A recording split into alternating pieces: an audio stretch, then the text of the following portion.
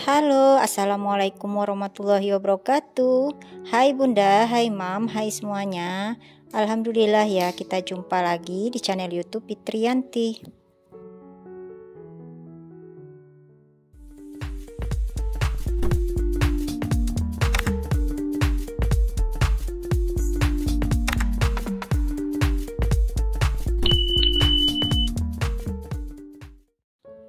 Di video kali ini aku mau lanjutin videoku sebelumnya tentang review book planner yang aku buat sendiri ya. Pada bagian pertama kemarin sudah aku review beberapa wishlist, saving trackerku atau sinking fundku, serta bagaimana aku menuliskan dana darurat yang dikumpulkan setiap bulan, serta apa saja sih tahun ini yang sudah aku capai di wishlist. Nah, di bagian yang kedua ini aku memasuki bagian halaman budget planner. Dan di sini aku mau langsung evaluasi pengeluaran atau budget plannerku di bulan September dan Oktober. Jadi untuk yang belum menonton video sebelumnya tentang review book plannerku part pertama atau review bullet journalku bagian pertama, serta bagaimana update sinking fundku di bulan Oktober 2021 ini, bisa klik kartunya di atas ya.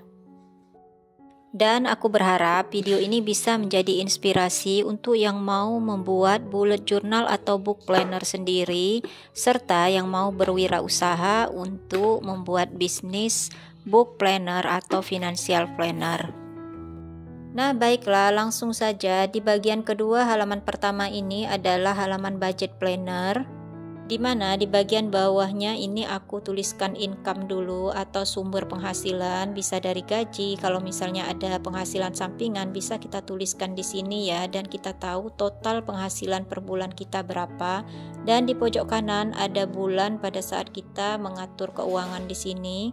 Serta di bagian bawah ini aku tuliskan sisa khusus untuk catatan nanti setelah kita evaluasi keuangan di akhir bulan. Nah, jangan kaget ya dengan jumlah nominal yang tertera di bagian sisa ini bertanda negatif min Rp250.000, dikarenakan memang di bulan September ini aku bener-bener over budget. Dan nanti aku bakal ceritain kenapa aku bisa over budget ya, dan hasilnya bisa min 250.000 dan dari mana aku untuk menutupi uang kekurangannya itu per bulannya. Berikutnya di bagian bawah di sini aku tuliskan tabel saving, karena untuk menyimpan uang memang lebih bagusnya pada saat di awal kita menerima uang gaji, sehingga uang yang sisa ini dapat kita olah untuk kebutuhan kita selanjutnya.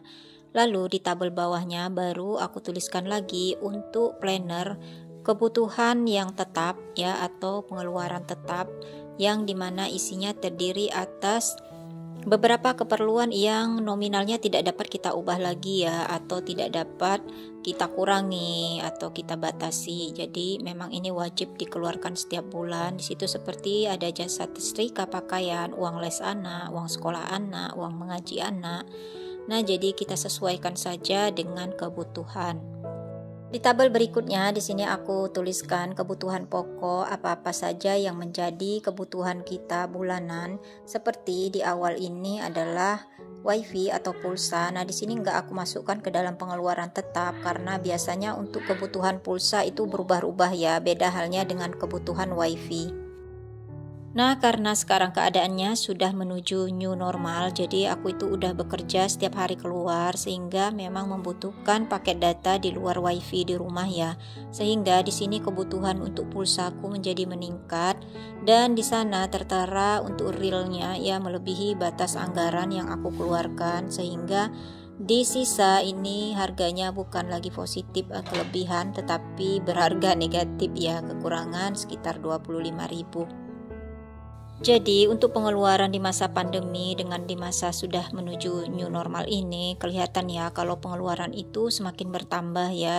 Ya, kemungkinan dikarenakan keadaan new normal memungkinkan kita untuk selalu berada di luar atau lebih aktif bekerja di luar ya, sehingga pada saat sudah nyampe rumah kita itu butuh refreshing atau butuh makanan yang enak, tapi pada saat kita mau masak sendiri badan udah capek sehingga lebih banyak untuk makan di luar ya. Nah, seperti di sini di pengeluaran belanja mingguan ini udah melebihi budget ya, banyak yang minus di minggu 1, kedua, ketiga, dikarenakan memang aku di bulan September itu banyak kesibukan di kantor ya, sehingga kadangkala semua pekerjaan kantor itu aku bawa ke rumah ya, dan jadinya aku di rumah itu nggak bisa ngapa-ngapain ya, terutama food prep. Jadi aku masak seadanya, dan selebihnya itu aku belanja di luar karena kadang kita kan kalau udah capek kerja itu pengen makan enak, pengen ngemil enak ya.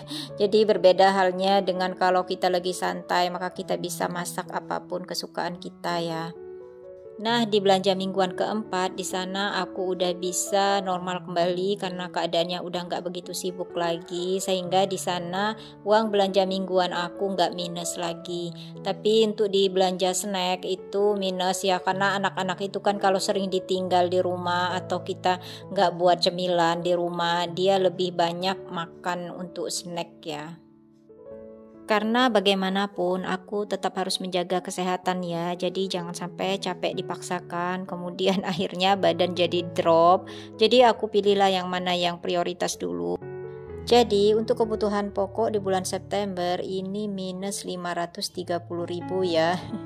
Nah, dari mana aku mendapatkan untuk menutupi minus ini? Ditonton terus videonya ya. Di tabel berikutnya di situ aku tuliskan kebutuhan tambahan. Nah, kebutuhan tambahan di sini adalah kebutuhan di luar dari kebutuhan pokok, seperti ada dana sosial, jajan anak, kemudian hobi dan kesenangan, serta pengeluaran tambahan yang lain. Seperti di bulan September ini aku butuh untuk membeli ATK untuk aku bekerja di rumah.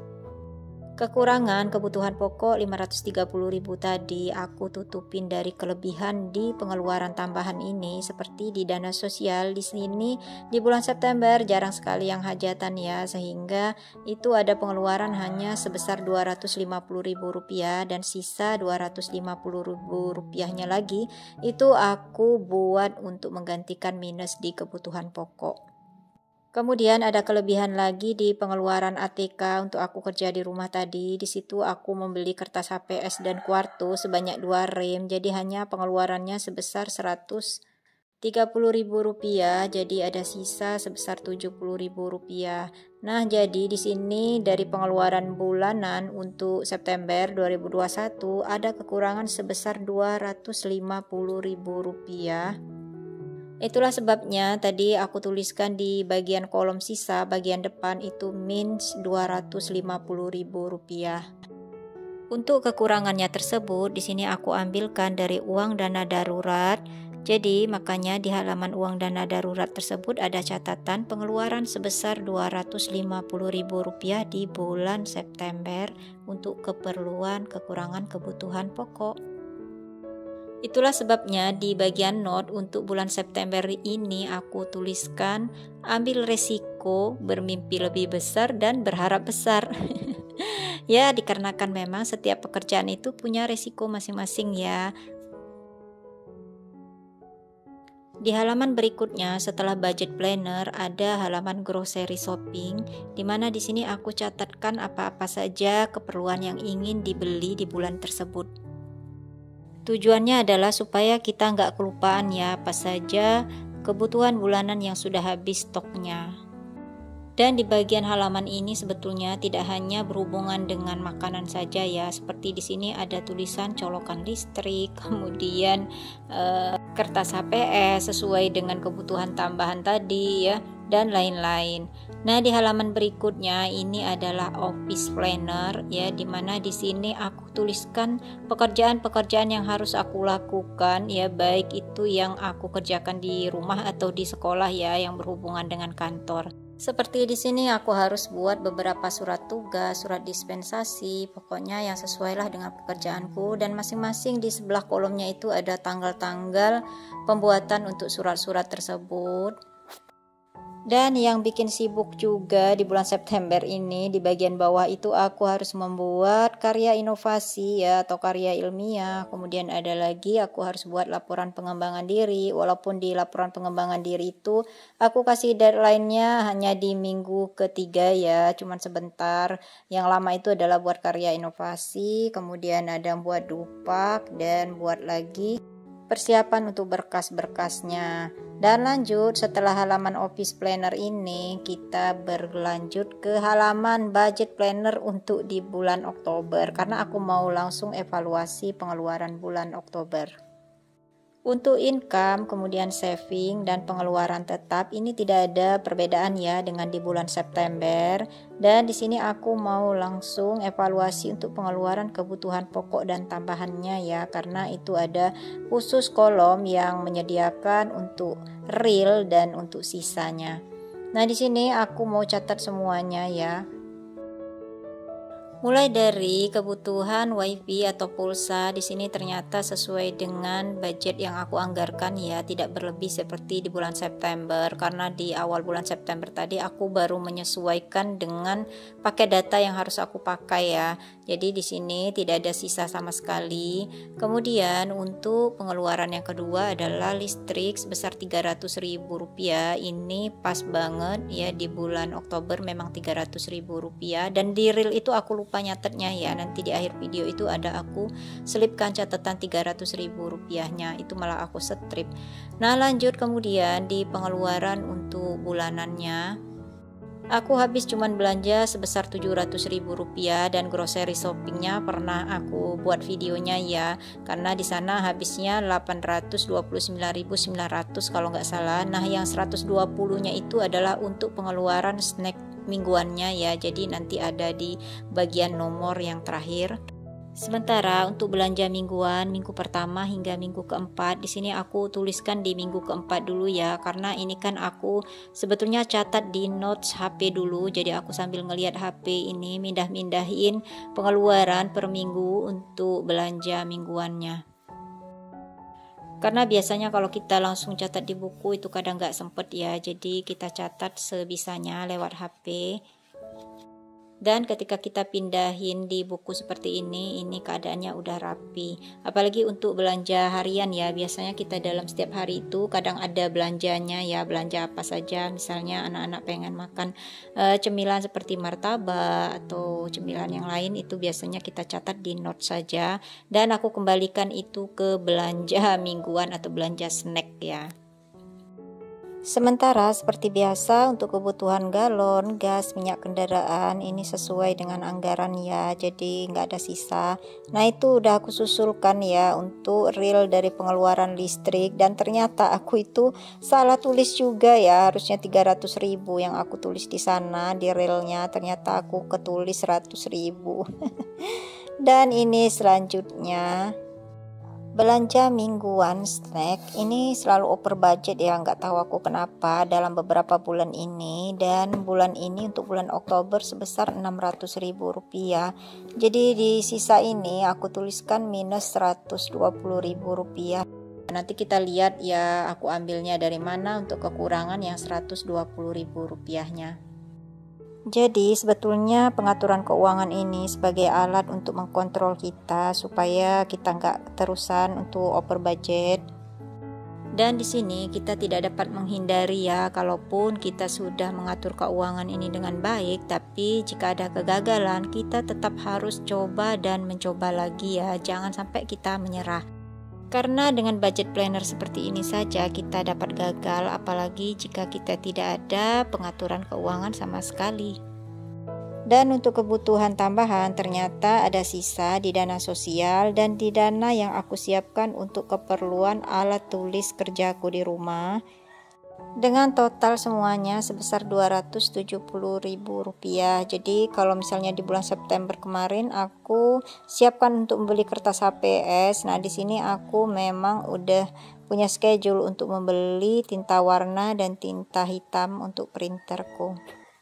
Jadi alhamdulillah dari sisa pengeluaran kebutuhan tambahan ini aku bisa nutupin kekurangan di kebutuhan pokok tadi ya. Terakhir di sini aku mau tuliskan dulu ya dari total keseluruhan sisa dengan total semua real pengeluaran ya, supaya bisa kelihatan nanti berapa uang sisa dari budget planner di bulan Oktober ini ya, mulai dari untuk kebutuhan pokok hingga kebutuhan tambahannya. Dan mau aku tuliskan di catatan sisa di halaman yang pertama tadi. Nah, ini aku udah catatkan ya. Di sini aku tuliskan plus Rp270.000, artinya ada kelebihan dari budget pengeluaran di bulan Oktober 2021. Dan terakhir, seperti biasa setelah evaluasi, aku mau tuliskan beberapa kata bijak atau kata-kata yang bisa memotivasi aku di bagian note ini. Aku tuliskan kata awali dengan doa, jalani dengan usaha, dan akhiri dengan rasa syukur.